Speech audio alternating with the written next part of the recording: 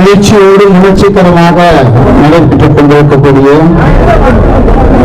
மாபெரும் கண்டன ஆர்ப்பாட்டத்தின் தலைவர், பகுஜன் சமாஜ் கட்சி மாநில தலைவர் அன்புக்குரிய அண்ணன் ஆனந்தன் அவர்களே, இங்கே எனக்கு முன்னில் மிக தெளிவாகவும் சிறப்பாகவும் உரையாற்றி அமைந்திருக்கிற தேசிய தலைமை அனைவருக்கும், எனக்கு பின்னால் உரையாற்ற இருக்கக்கூடிய அனைவருக்கும் என்னுடைய செய்தி மலர்ந்த கணக்கத்தை தெரிவித்துக் கொள்கின்றேன்.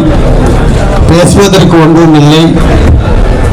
இதற்கு முன்னால் பேசிய தலைவர்கள் நாம் என்ன செய்ய வேண்டும், என்ன செய்து கொண்டிருக்கிறோம் என்பதை எல்லாம் உணர்ச்சிகரமாக இங்கே எடுத்து சொன்னார்கள்.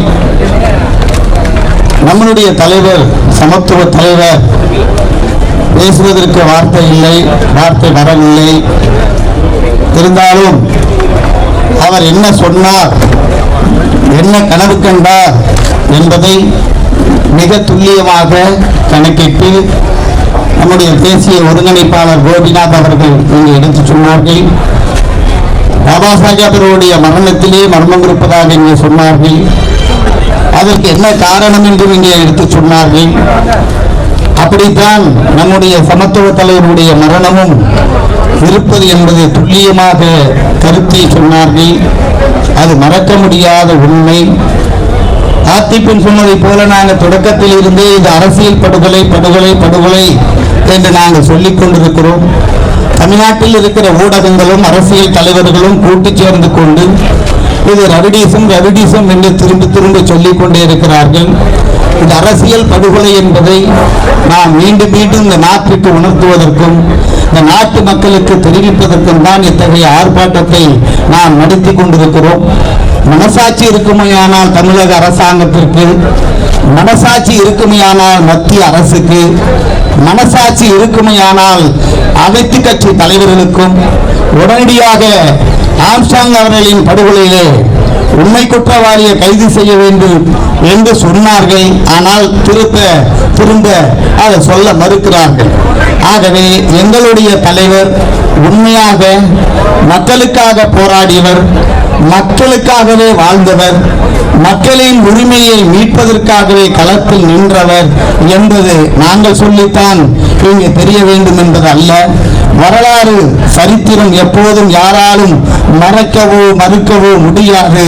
அப்படிப்பட்ட ஒரு சரித்திரத்திலே இடம் பிடித்திருக்கிற நம்மளுடைய சமத்துவ தலைவர் ஆம்ஸ்ட்ராங்குடைய கனவை நனவாக்க 2026 நாம் நிச்சயமாக நம்முடைய சமத்துவ தலைவர் துணைவியாராக இருக்கிற திருமதி ஆம்ஸ்ட்ராங் அவர்களை சட்டமன்றத்துக்கு அனுப்ப வேண்டும் என்கிற ஒரு சபதத்தில் நாம் மேற்கொள்ள வேண்டும்.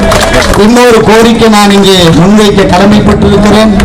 எங்களுடைய சமத்துவ தலைவர் உண்மையான அரசியல் படுகொலை என்று நாங்கள் சொல்லுகிறோம். அன்றைக்கே நாங்கள் கோரிக்கை வைத்தோம். மாநில செயற்குழு கூட்டி கோரிக்கை வைத்தோம். அந்த கோரிக்கைகளை நாங்கள் சொன்னது இந்த அரசியல் படுகொலை என்றோம். உண்மையான குற்றவாளியை கைது பண்ண என்று சொன்னோம். இந்த வழக்கை சிபிஐக்கு மாற்ற வேண்டும் என்று சொன்னோம். அரசு மரியாதையுடன் பொது இடத்திலே அவருக்கு அரசு மரியாதையுடன் அடக்கம் செய்ய வேண்டும் என்று சொன்னோம். அதற்காக போராடினோம், வாதாடினோம், நீதிமன்றத்தை நாடினோம். ஆனால் செவிலங்காதில் ஊதிய சந்தை போல இந்த தமிழக அரசாங்கம் நடத்திய நாடகம் இன்று வரையிலும் தொடர்ந்து கொண்டிருக்கிறது. இந்த தமிழக அரசாங்கத்திற்கு நாம் பாடம் புகட்ட வேண்டும் என்றால் நம்மளுடைய சமத்துவ தலைவர்களுடைய துணைவியார் திருமதி ஆம்ஸ்ட்ராங் அவர்களை சட்டமன்றத்திற்கு அனுப்புவது மூலமாகத்தான் நம்மளுடைய லட்சியம், கனவு அனைத்தும் நிறைவேறும் என்பதை சொல்லிக்கொண்டு என்னை பேச வைத்த அனைத்து தோழர்களுக்கும் நன்றி கூறி விடைபெறுகிறேன். நன்றி, வணக்கம்.